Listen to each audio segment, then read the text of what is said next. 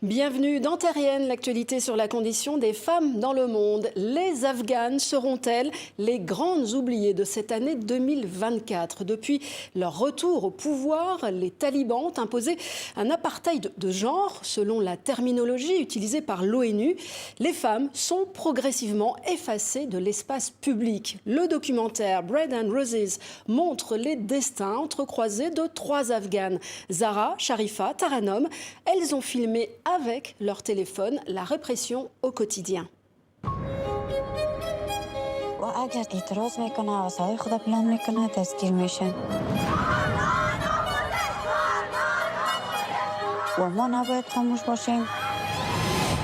فقط دیویتویم گفتم رفتم مفرستم اگر سباز ما و دیگه ضرری برسد مسئولیت اماراتستان است.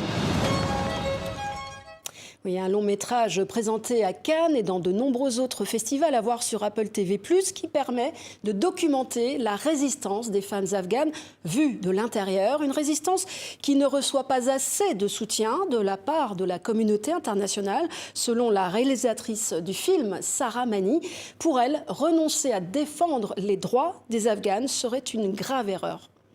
Whatever the plan they have, it's not a good sign.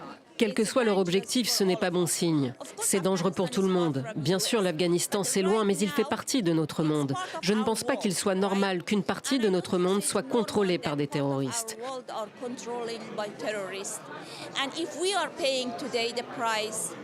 Aujourd'hui, c'est nous qui payons le prix. Demain, ce sera peut-être vous.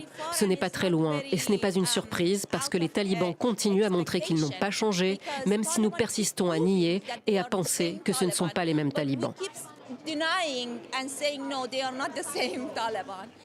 Oui, aujourd'hui, les Afghanes ne peuvent plus étudier au-delà du primaire, ni sortir dans les parcs, les salles de sport, ni prendre un taxi sans un proche masculin.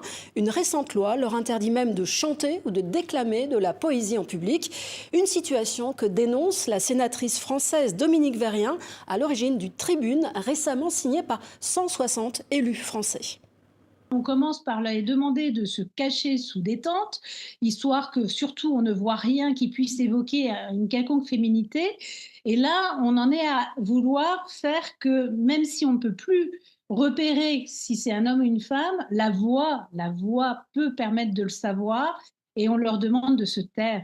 C'est complètement fou. Ce qui montre la violence de cela, aujourd'hui, où, vous savez, j'étudie, moi, par ailleurs, pas mal le système des violences intrafamiliales, on se rend compte que la plus grande des violences passe par l'étranglement.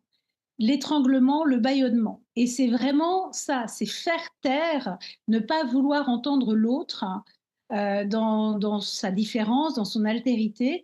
Et là, c'est vraiment ce qui se passe. On veut plus les voir, mais on veut plus les entendre non plus. Et donc, c'est pour ça, et on le dit dans la tribune, bientôt, on va leur demander de ne plus respirer. Un dossier complet à retrouver sur le site de Terrienne. À la semaine prochaine.